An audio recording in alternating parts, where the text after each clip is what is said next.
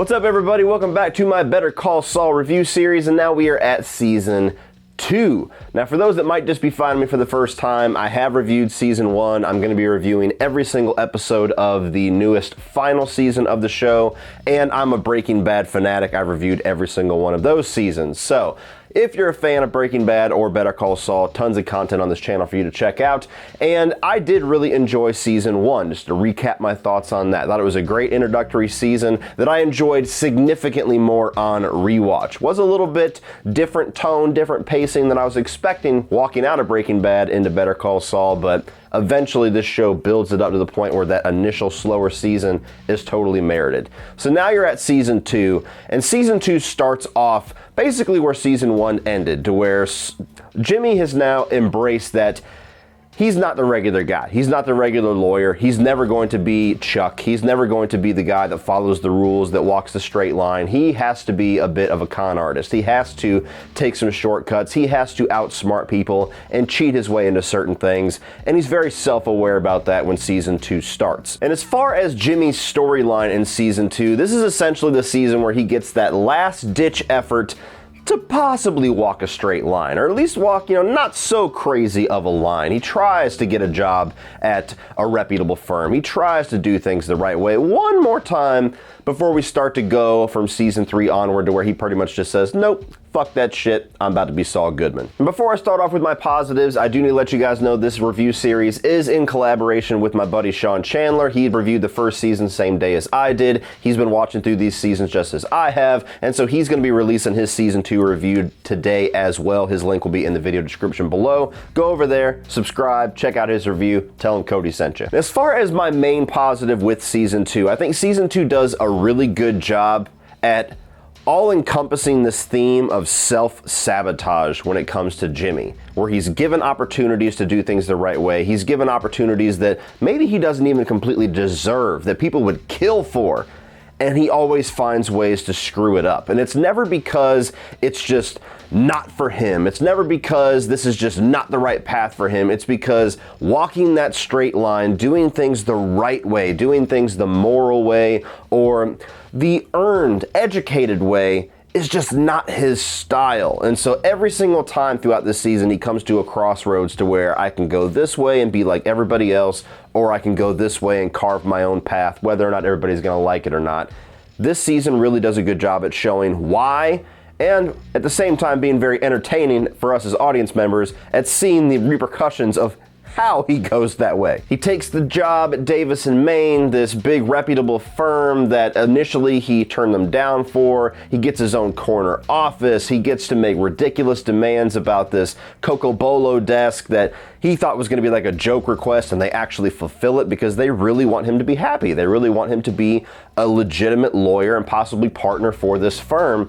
And so he's just given the world on a silver platter as far as him finally going down that path that in Season 1 he really wanted to go to, which is become this reputable lawyer, this McGill lawyer that can stand next to his brother Chuck McGill and have mutual respect, not be Chuck and Slip and Jimmy. And all throughout his time at Davis and Maine, he tries to do it the right way and then just can't help himself but to do it the Jimmy way. Whenever he's trying to build up this Sandpiper case and he's trying to get all of these elderly clients to build up in this class action lawsuit, instead of just letting them legally come to him, he seizes an entire bus and kind of entraps all of them in a friendly way into agreeing to this Sandpiper lawsuit and just builds hundreds of clients in a week, to where Davis and Maine is just blown away. This guy is just a go-getter. And then you look at Chuck and he just knows. He's like, this did not happen in a legal way. Over 200 new Sandpiper clients signed over the past 3 weeks. Well done, Jimmy. Really astonishing results, Jimmy.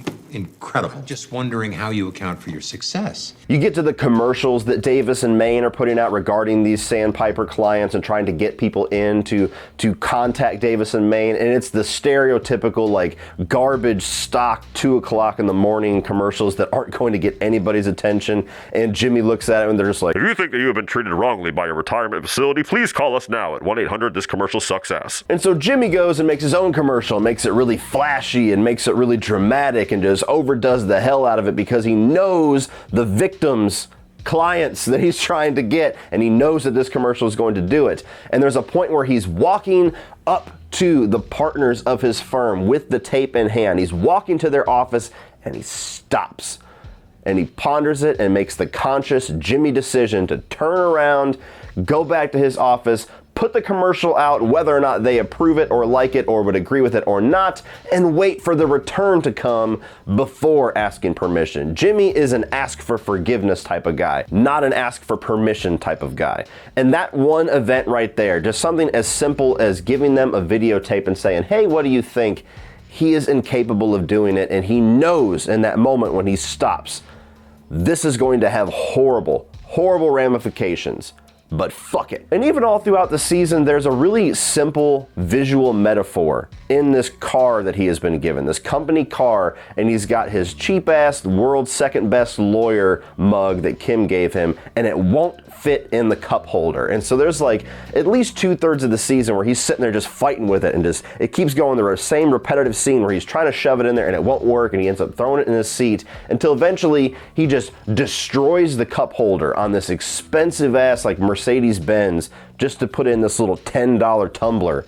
And that whole thing just symbolizes the entire struggle that he goes through in this season, to where whether or not this is the nicest opportunity or the nicest car in the world, cheap Slippin' Jimmy just does not fit. And I really thought it was entertaining how he eventually gets out of this situation. He knows that he wants to leave Davison, Maine. He wants to quit, but he realizes whenever he starts to write up his separation papers with his assistant that he's going to be foregoing his gigantic sign-on bonus. And so what does he do? He starts to just become the most miserable co-worker of all time. He gets all these ridiculous flamboyant peacock suits that Saul Goodman eventually becomes famous for. He starts playing bagpipes in his office. He shits in the bathroom and doesn't flush it and then admits to it. A bunch of stupid bullshit just to eventually get them to say, keep your bonus and get the fuck out. Second positive that I have for this season is that I do enjoy the beginnings of Jimmy and Kim's relationship. The first time I watched this, I didn't quite buy into their relationship. I didn't buy into their romance. I don't know what it was about. I don't know if just Jimmy seems like the guy that not many women would really go towards because he kind of has this scummy exterior, but in retrospect, going back, rewatching these first two seasons, the first season where Kim is very much just this side character that doesn't get a whole lot of focus, this is the season that I think really does make me understand on rewatch how they come together. And in a way to where this Better Call Saul series, in a certain way, is almost like the Breaking Bad series for Kim. When you get to the point where we're at now, where we have just begun season 6, and it's obvious that she's going to eventually do some kind of a downfall, that it makes more sense to me to watch this and see that she is just so attracted to the scams. She is so rejuvenated and she is so addicted to the thrill of going under a fake name and doing these little scams with Jimmy, to where like they get this hotshot broker and they go over to him and act like they're going to invest and get him to spend hundreds of, maybe even $1,000+ on tequila shots, and then they get out of there scot-free. And that top of that little tequila bottle has been this recurring visual that Kim has held onto all the way through to where we are now in season 6, to where it makes more sense to me that it's not like a romantic thing, like she's overly infatuated with the guy that is Jimmy. She's infatuated with the part of her that he brings out.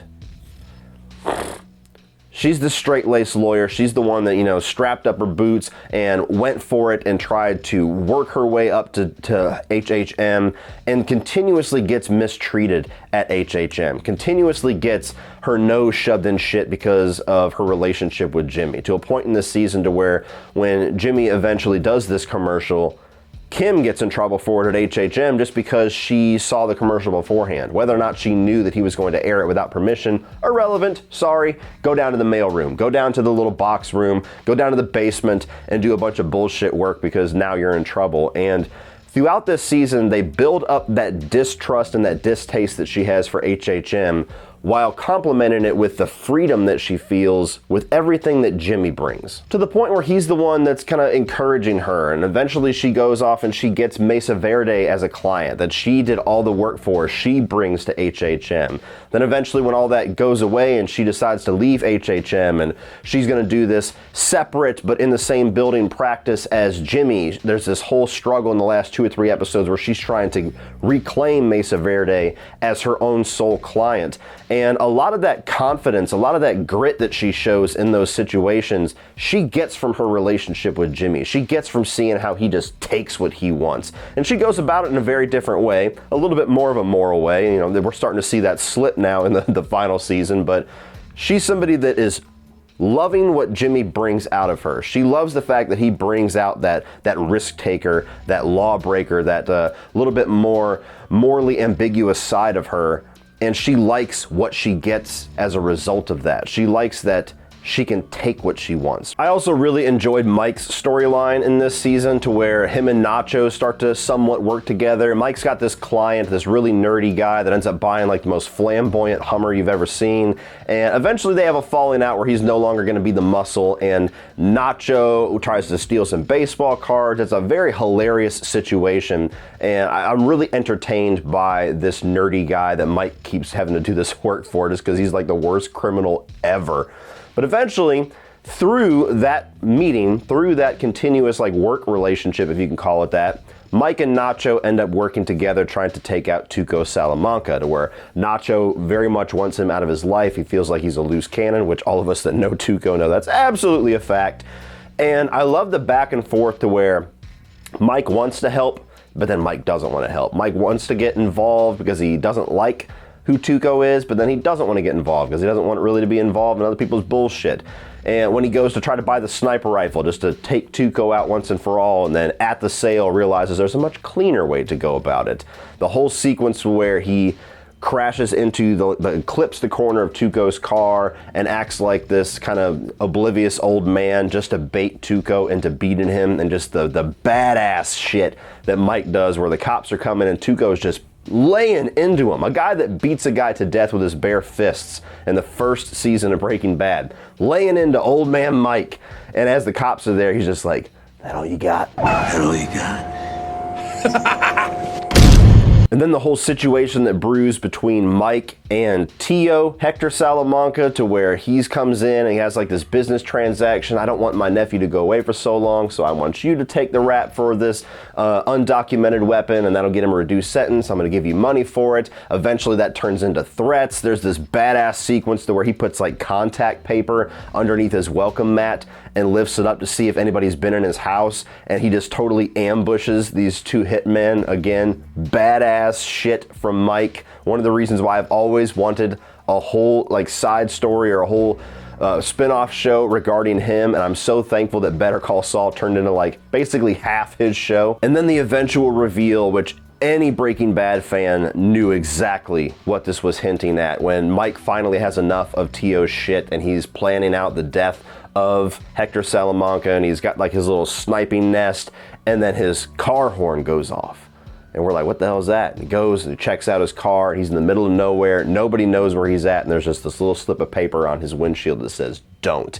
And I was like, Gus! Fucking Gus! You ain't killing him, bitch! Gus is killing him! Again, something that this show has done so well, to where it can tease things, it can hint at things, it can reinforce things that we all have seen and love in Breaking Bad. But the show never relies on it. It never uses it as a crutch. It never has all of its weight hinging on whether or not you're a Breaking Bad fan or you're really knowledgeable of Breaking Bad. Whether or not you know that Gus is coming or not.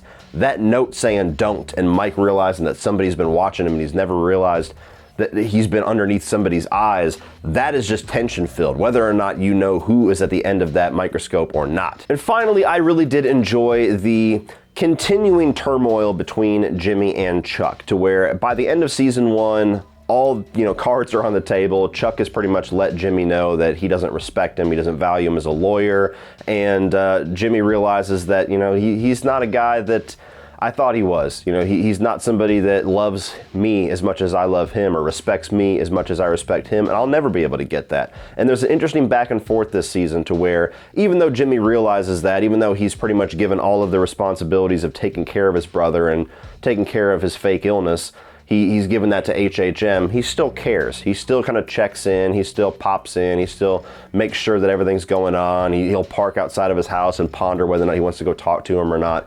And I think that really does reinforce the character of Jimmy in a lot of ways, to where it just shows his heart. It shows how much that he really does care about his brother despite how terrible he has been for him. And at the same time, it does reinforce that kind of ambiguity about who's right and who's wrong in this situation, because on one side of things, Chuck very much looks like an asshole. Chuck very much looks like somebody who is just smug and looks down on Jimmy when he shouldn't. But at the same time, you look at all the things that Jimmy has done in his past and all the thing from childhood all the way up to adulthood, where he's been this scam artist, this con artist, this criminal, and continues to just shortcut his way to try to be what Chuck is. You very much can sympathize and understand with a guy that's like, bitch, you're not me. You're not me. You're not gonna be me. You're not what I am. You might have passed the bar. You might be able to practice law, but we're not the same lawyer. And I absolutely adored the whole 2-3 episode stretch there, to where Chuck comes in to try to be a badass and take the Mesa Verde case away from Kim whenever she is leaving HHM, succeeds, and then Jimmy says, fuck that, and goes to Chuck's house while he's asleep and doctors all of the Mesa Verde documents to sabotage that entire situation, and the ensuing chaos that comes after that, to where Chuck refuses to believe that he made a mistake and knows exactly what happened, like can just draw it out from A to Z, exactly what happened when he was asleep, and knows that his brother's responsible. And there's this like battle of wills over a couple episodes, with Chuck trying to get everybody convinced, and at the same time Jimmy trying to cover his tracks, ultimately leading to him inadvertently giving like this confession on tape, which is a great spot to leave this season with, because that was like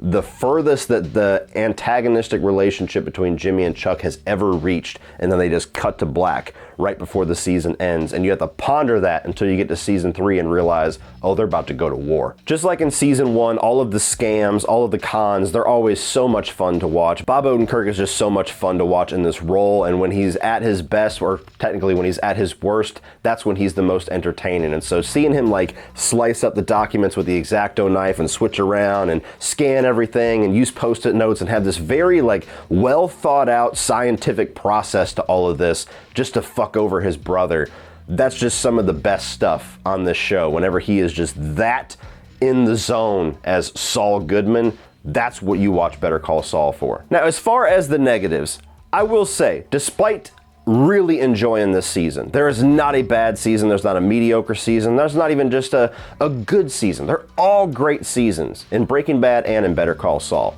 This is probably my least favorite of Breaking Bad and Better Call Saul seasons, for a couple of reasons. Number one, I think that most of what this season accomplishes as far as narrative and as far as character development is really just reinforcing what they already did in season 1. There's a lot of things in this season that's just focusing on Jimmy once again, trying to figure out whether he wants to go the straight path or whether he wants to go the Saul Goodman path, the relationship between him and Chuck, the relationship with him and Kim, the trying to get the Sandpiper case and trying to get more clients. It's all just more of what we got in season 1. Even the stuff with Mike. I would argue he becomes a lot more of a focus in season 2. He gets a lot more screen time. He very much shares the screen with Jimmy in season 2, to where he was very much in the background for at least the first half of season 1, but it's still kind of the same stuff. He's dealing with the same characters, and it ultimately leads to the tease that we're finally waiting for, which is how Mike started working for Gus. And so while I enjoy everything that we have in season 2, I mean, everything that I just spent everything in this video talking about, I really do enjoy, really am entertained by. I do find that season 2 is just a tiny step forward. And going along with that, I think that this is kind of a season that reinforced a lot of people's decisions to not carry on with the show. Like I said in my season 1 review, I have talked with a lot of people that love Breaking Bad that said, I just couldn't get into Better Call Saul. It just wasn't the same pacing, it wasn't the same type of show, it wasn't as immediately addicting as exciting, and I can totally agree and understand with that. And you know, the more you watch this show, especially for the next season we're going to talk about onward, I think it's much more in line with Breaking Bad. But these first couple of seasons are different. There are a lot of foundation building. There are a lot of slow and small beginnings. And I think there was a bit of a missed opportunity to ramp things up much higher in season 2 to grab those people that maybe weren't initially sucked in or weren't willing to take the time to invest in the show and wait for it to reach the heights of things like Breaking Bad. From season 3 onward, there is pretty gigantic steps that Jimmy takes towards becoming Saul Goodman and Mike takes towards the Mike that we know in Breaking Bad. But the step that they take from season 1 to season 2, they almost have to like backpedal a couple of steps, give Jimmy and Mike a bit of a resurgence back into a spot that they were like mid-season 1, just to build back up again and take a half step forward with where we eventually find them at the end of this season. So all in all, guys, I really do enjoy Better Call Saul season 2. I wonder how many times I'm going to do that throughout this entire review series. Better Call Saul season 2 is a great sophomore season. It's a good follow-up to season 1, a lot of really good standout entertaining moments, especially with Jimmy. I think that some of the badass stuff that we go through with Mike just once again reinforces how awesome of a character that he is. But I certainly think my enjoyment factor overall was a bit higher with season 1. So if you enjoyed season 1 of Better Call Saul, you will undoubtedly enjoy season 2. But if you were on the fence or did not enjoy the tone and the approach and the pacing of season 1, I think season 2 might frustrate you a little bit further. So check out season 2 on Netflix or AMC Plus and stream it.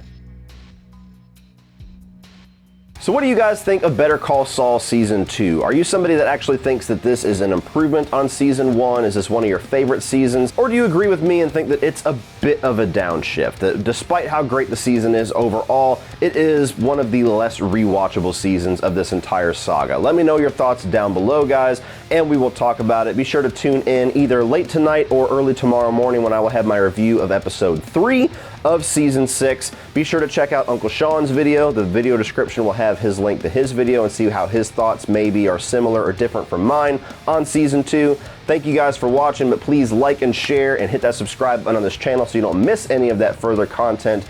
And as always, remember, opinions are like assholes, but that doesn't mean that you have to be.